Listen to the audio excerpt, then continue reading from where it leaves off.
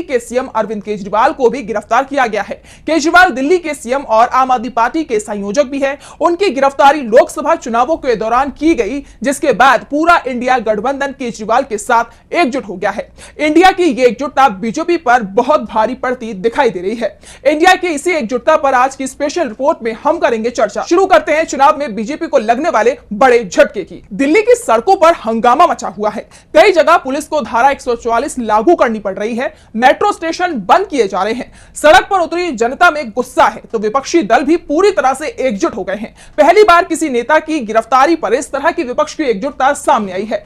आप नेता सौरभ भारद्वाज ने कहा कि हमें पूरे इंडिया का समर्थन मिल रहा है। केजरीवाल की गिरफ्तारी ने पूरे इंडिया गठबंधन को एकजुट किया है तो जनता का भी भरपूर समर्थन मिल रहा है। सोशल मीडिया पर केजरीवाल की गिरफ्तारी के खिलाफ लोग सरकार की घेराबंदी कर रहे हैं, जिसके बाद बीजेपी बैकफुट पर दिखाई दे रही है। बीजेपी के अंदर चिंता इस बात की है कि लोकसभा चुनावों के दौरान केजरीवाल की गिरफ्तारी का दांव उस पर ही भारी ना पड़ जाए, क्योंकि इससे जनता की सहानुभूति अब विपक्षी गठबंधन की ओर दिखाई दे रही है। पहले से ही विपक्षी इंडिया गठबंधन बीजेपी पर भारी पड़ता दिखाई दे रहा था और अब दिल्ली के सीएम की गिरफ्तारी ने विपक्ष को एक और बड़ा मुद्दा थमा दिया है। वैसे सिर्फ केजरीवाल की गिरफ्तारी ही इस समय सवालों में नहीं है। पिछले 50 दिनों में 3 बड़े नेता ईडी ने गिरफ्तार किए हैं, हेमंत सोरेन, के कविता और अब अरविंद केजरीवाल।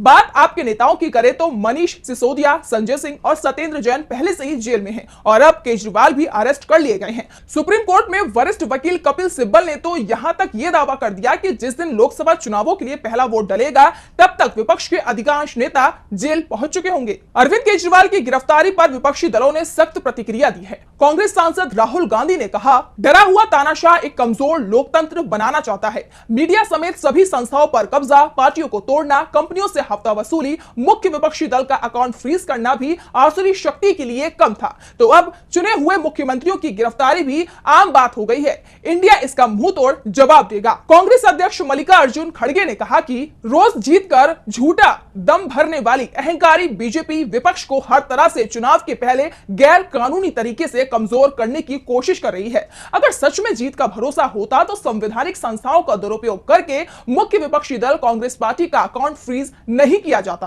तो वहीं अखिलेश यादव ने कहा कि जो खुद है शिकस्त के खौफ में कैद, वो क्या करेंगे किसी और को कैद। भाजपा जानती है कि फिर दोबारा सत्ता में नहीं आने वाली है, इसी डर से वो चुनाव के समय विपक्ष के नेताओं को किसी भी तरह से जनता से दूर करना चाहती है। गिरफ्तारी तो बस बहाना है। ये गिरफ्तारी एक नई जन क्रांति को जन्म देगी। दिल्ली सरकार में मंत्री और सपा नेता आतिशी ने कहा कि 2 साल से जांच चल रही है, लेकिन एक पैसा भी ना सीबीआई को मिला ना ईडी को मिला। लोकसभा चुनाव की घोषणा के बाद अरविंद केजरीवाल को अरेस्ट कर लिया जाता है, क्योंकि मोदी जानते हैं कि उन्हें टक्कर देने वाला एकमात्र अरविंद केजरीवाल ही है। 2 सीएम अरेस्ट किए गए हैं, एक पार्टी के खाते सीज किए गए हैं। यह भाजपा का डर दिखाता है। एनसीपी शरद चंद्र पवार गुट के नेता शरद पवार ने कहा, चुनाव में केजरीवाल को जेल में भेजा, अब बीजेपी को 2 सीट भी नहीं मिलेंगी। एक प्रकार का दहशत तैयार किया जा रहा है। जनता सामूहिक तौर पर बीजेपी को सबक सिखाएगी। अरविंद केजरीवाल के साथ में मजबूती से मैं खड़ा हूं।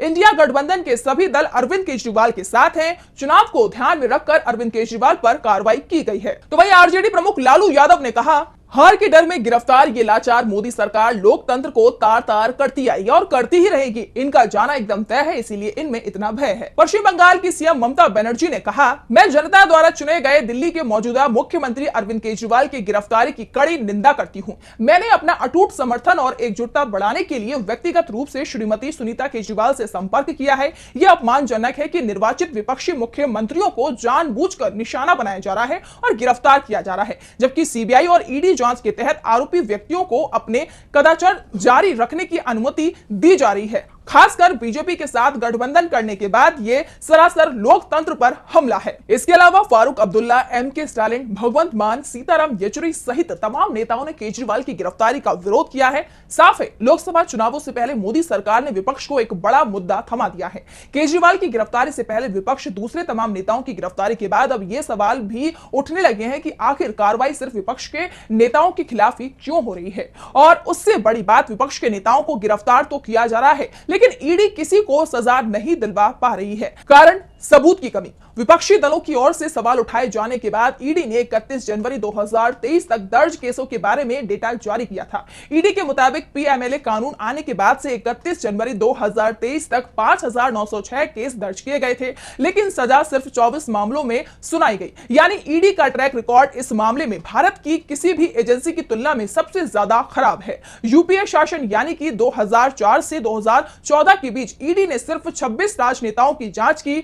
इनमें विपक्ष के 14 यानी कि करीब 54% नेता शामिल थे, जबकि 2014 में मोदी सरकार बनने के बाद ईडी के इस्तेमाल में 4 गुना बढ़ोतरी हुई है। इस दौरान 121 राजनेता जांच के दायरे में आए हैं, जिनमें 115 विपक्षी नेता हैं। यानी इस दौरान 95% विपक्षी नेताओं पर कार्रवाई हुई है, जो 5% बीजेपी के नेताओं पर ईडी की कार्रवाई हुई है। आपको बता दें कि उनके बारे में कहा जाता है कि ये लोग पार्टी से बगावत करने की तैयारी में थे। यह आंकड़े विपक्ष के उन दावों को सच साबित करते हैं जिसमें वो कहता रहा है कि मोदी सरकार केंद्रीय जांच एजेंसियों के भरोसे काम कर रही है। लोकसभा चुनावों में बीजेपी ईडी के भरोसे दिखाई दे रही है, तो विपक्ष को जनता का भरोसा है। विपक्षी दल एकजुट होकर अब बीजेपी के खिलाफ मजबूती से मैदान में उतर चुके हैं और जिस तरह जनता सड़क पर दिखाई दे रही है, उसके बाद से बीजेपी को भी चिंता दिखाई दे रही है, क्योंकि चुनाव में वोट ईडी नहीं देगी बल्कि देश की जनता वोट डालेगी। और जिस तरह से कांग्रेस जांच एजेंसियों के विपक्ष के नेताओं पर कार्रवाई कर रही है, उससे इंडिया गठबंधन का समर्थन बढ़ रहा है और इसका सबूत भी आज बीजेपी को मिल गया है, जब सोशल मीडिया पर आज दिन भर केजरीवाल के समर्थन में लगातार लोग पोस्ट करते रहे। अब यह सवाल खड़ा हो गया है कि दिल्ली के सीएम को चुनावों के समय गिरफ्तार कर कहीं बीजेपी ने खुद के लिए बड़ी मुसीबत तो नहीं खड़ी कर ली है।